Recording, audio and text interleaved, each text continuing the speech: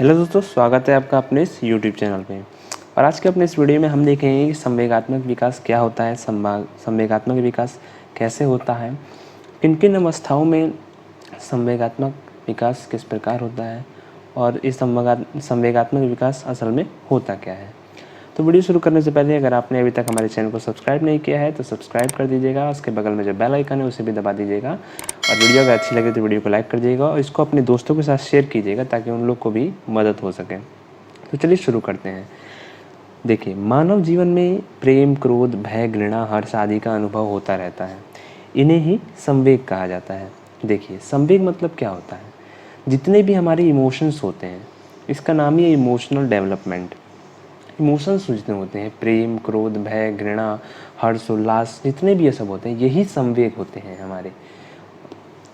इन्हें संवेग कहा जाता है। मानव व्यक्तित्व के निर्माण में संवेगों का महत्वपूर्ण स्थान है। संवेगों द्वारा मानव को विभिन्न कार्यों को करने की प्रेरणा मिलती है।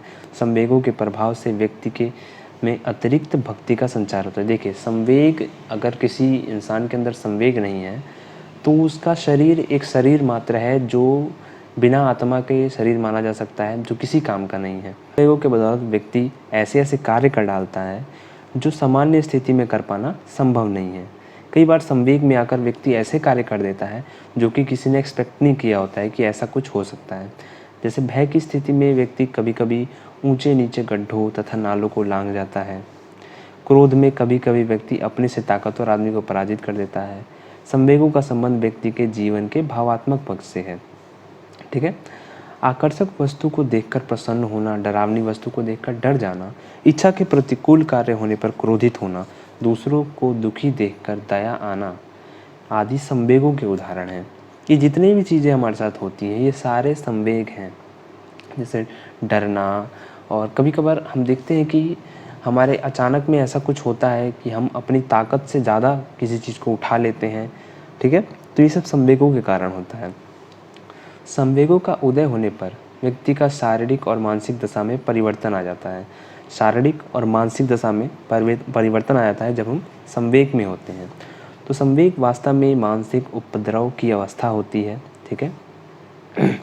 जब मस्तिष्क में उथल पुथल चल रहा हो तो वह संवेग की अवस्था होती है, जिसमें व्यक्ति सामान्य स्थिति में नहीं रहता। संवेग प्रबल होने पर व्यक्ति के व्यवहार में पर बुद्धि और विवेक का नियंत्रण नहीं रहता है, क्योंकि गुस्से में व्यक्ति कुछ भी बोल देता है, कुछ भी कर बैठता है, क्योंकि वह अधिक संवेग में रहता है। और संवेग में व्यक्ति का बुद्धि और विवेक पर कोई नियंत्रण नहीं रहता है तथा उसे उचित अनुचित का ज्ञान नहीं हो पाता है। एक तरफ व्यक्ति जहाँ संवेगों की मदद से साहसिक तथा प्रशंसनीय कार्य करता है, वहीं दूसरी तरफ संवेगों के वशीभूत होकर वह पशुवत और निंदनीय कार्य भी कर देता है। एक तरफ जहाँ हम संवेग में आकर जैसे कोई आदमी डिप्रेस होता है तो वह ऐसा ठान लेता है कि नहीं, अब मुझे ये एग्ज़ाम निकालना ही है, तो वह संवेग में आकर वैसा कर बैठता है। और कुछ लोग संवेग में आकर निंदनीय कार्य भी कर देते हैं, किसी को मार देते हैं, किसी कुछ क्रोध में आकर। तो संवेग में दोनों तरह के कार्य होते हैं। क्रोध में व्यक्ति माता पिता अथवा गुरुजन के साथ अशोभनीय व्यवहार कर देता है। काम वासना में वशीभूत होकर व्यक्ति नीच से नीच कर्म कर बैठता है। वास्तव में संवेग व्यक्ति को उत्तेजित करते हैं। ठीक है। इस उत्तेजित अवस्था में व्यक्ति प्रशंसनीय और निंदनीय दोनों तरह कार्य कर सकता है। तो आई होप संवेग तो आपको समझ में आ गया होगा। अगर अभी भी कुछ बाकी रह गया है तो आगे का थोड़ा सा बहुत आप वीडियो देखेंगे तो आपको पूरी तरह से कंप्लीट समझ में आ जाएगा कि संवेग क्या होता है। क्योंकि संवेग का अर्थ हम देखते हैं, मीनिंग ऑफ इमोशन क्या होता है। संवेग का शाब्दिक अर्थ है वेग से युक्त, अर्थात जब व्यक्ति वेगवान होकर कार्य करता है, यानी कि जब भी व्यक्ति अंदर से वेग में होता है, ठीक है, गति में होता है, तो वह संवेग की स्थिति होती है, तो उसे संवेग कहते हैं। आंग्ल भाषा में यानी कि इंग्लिश लैंग्वेज में संवेग को इमोशन कहते हैं। क्या कहते हैं? इमोशन। इमोशन शब्द दो शब्दों से मिलकर बना है, ई तथा मोशन, जिसमें ई का अर्थ होता है अंदर से तथा मोशन का अर्थ होता है गति। इस प्रकार इमोशन का अर्थ है आंतरिक भावों को बाहर की ओर गति देना। मतलब कि हमारे अंदर जो भी भाव उत्पन्न होते हैं उनको बाहर की तरफ गति देना ही संवेग होता है। दूसरे शब्दों में हम कहा जा सकता है कि संवेग आंतरिक भावों का बाह्य प्रकाशन है। ठीक है। आंतरिक भावों का बाह्य प्रकाशन है। अन्य अर्थों के संबंध में इमोशन शब्द की उत्पत्ति लैटिन भाषा के इमोवरी से हुई है, ठीक है, जिसका अर्थ है उत्तेजित होना। जब भी हम उत्तेजित होते हैं यानी कि हम संवेग में हैं। इस प्रकार संवेग व्यक्ति की मानसिक एवं शारीरिक उत्तेजित अवस्था है। उदाहरण के तौर पर व्यक्ति किसी भयावह या डरावनी वस्तु को देखकर डर जाता है, तब वह डर या भय के कारण से बचने का उपाय सोचता है। उसका कुछ समय के लिए बुद्धि पर से नियंत्रण हट जाता है, वह डरावनी वस्तु से दूर भागना जाना चाहता है। इसके परिणाम स्वरूप शरीर कांपने लगता है और हृदय जोर से धड़कने लगता है। यह सब मानसिक एवं शारीरिक उत्तेजना के कारण होता है। मनोवैज्ञानिक भाषा में यह उत्तेजना ही संवेग कहलाती है। संवेग वास्तव में भावों की तीव्र हो जाना है। संवेग से तात्पर्य भली भांति समझने के लिए विद्वानों की कुछ प्रस्तुतिकरण परिभाषाएं अधोलिखित हैं। कुछ विद्वानों ने अपनी परिभाषाएं दी हैं संवेग को समझने के लिए।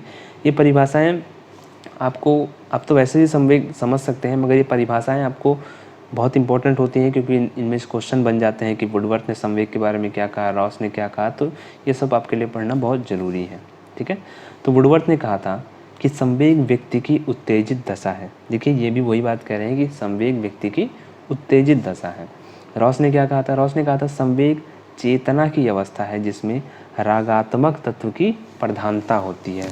रागात्मक यानी कि जितने हमारे संवेग होते हैं, भय, क्रोध, यही रागात्मक तत्वों की प्रधानता होती है। फील्ड के अनुसार किसी भी प्रकार के आवेश आने, भड़क उठने या तथा उत्तेजन हो जाने की अवस्था को ही संवेग कहते हैं। जब हम उत्तेजित हो जाते हैं, भड़क जाते हैं, आवेश में आ जाते हैं, तो यही स्थिति क्या कहलाती है? संवेग की स्थिति कहलाती है।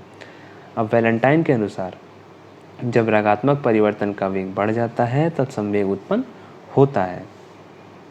क्रो के अनुसार संवेग गतिशील आंतरिक समायोजन है जो व्यक्ति के संतोष, सुरक्षा और कल्याण के लिए कार्य करता है। संवेग गतिशील आंतरिक समायोजन है, ठीक है, जो व्यक्ति के संतोष, सुरक्षा और कल्याण के लिए कार्य करता है। ड्राइवर के अनुसार संवेग प्राणी की एक जटिल दशा है जिसमें शारीरिक परिवर्तन, प्रबल भावना के कारण उत्तेजित दशा और एक निश्चित प्रकार का व्यवहार करने की प्रवृत्ति निहित हो जाती है, ठीक है। तो ये सारी जितनी भी परिभाषाएं हैं, जितनी भी बातें हैं, ये सारी इसी और इशारा करती हैं कि संवेग एक विशेष प्रकार की मानसिक स्थिति है, ठीक है, जिसमें व्यक्ति की सभी मानसिक और शारीरिक क्रियाओं में परिवर्तन आ जाता है। जितनी भी मानसिक और शारीरिक क्रियाएं हैं उसमें परिवर्तन आता है क्योंकि हम संवेग में रहते हैं। हमारी बुद्धि पर कोई कंट्रोल नहीं रहता है, ठीक है।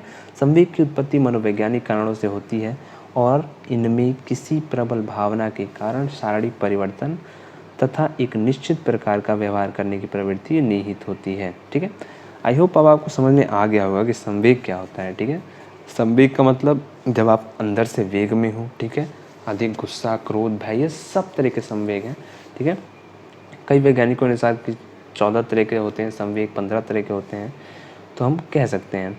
अब क्वेश्चन ये आते हैं कि शैशवावस्था में, बाल्यावस्था में, किशोर अवस्था में संवेग में किस तरह से विकास होता है, शैशवावस्था में कैसे विकास होता है, बाल्यावस्था में। तो आप खुद समझ सकते हैं कि एक छोटा बच्चा जो अभी जन्म लिया है या उसकी आयु 1 वर्ष 2 वर्ष है, उसके अंदर किस प्रकार के संवेग होंगे। अगर आप संवेग समझ गए कि संवेग होते क्या हैं, तो आप खुद ये सोच सकते हैं कि उसके अंदर किस प्रकार के संवेग होंगे। क्योंकि देखिए चीज़ों को रटना ही ज़रूरी नहीं होता है। अगर आप चीज़ों को रट कर जाएंगे तो आप अगर 100 शब्द रट के जाएंगे तो उसमें से आपको 50 ही याद रहेंगे, और अब अगर आप समझ के जाएंगे तो आप 100 शब्द अगर समझ के जाएंगे तो आप 150-200 शब्द भी लिख सकते हैं। तो समझिए, आप कमेंट में बताइएगा कि एक छोटा बच्चा जो अभी पैदा हुआ हो, 1 साल 2 साल का हो, उसके अंदर किस प्रकार के संवेग हो सकते हैं। आप खुद कमेंट में बताइएगा। अगर आपको समझ में आ चुका है कि संवेग क्या होते हैं तो आप इसका आंसर डेफिनेटली दे सकते हैं कि एक छोटे बच्चे के अंदर किस प्रकार के संवेग हो सकते हैं। तो आई होप आपको ये वीडियो पसंद आया होगा। वीडियो पसंद आया तो वीडियो को लाइक कीजिएगा, चैनल को सब्सक्राइब कीजिएगा ऐसे इंटरेस्टिंग वीडियोज़ के लिए। Thanks a lot for watching दोस्तों।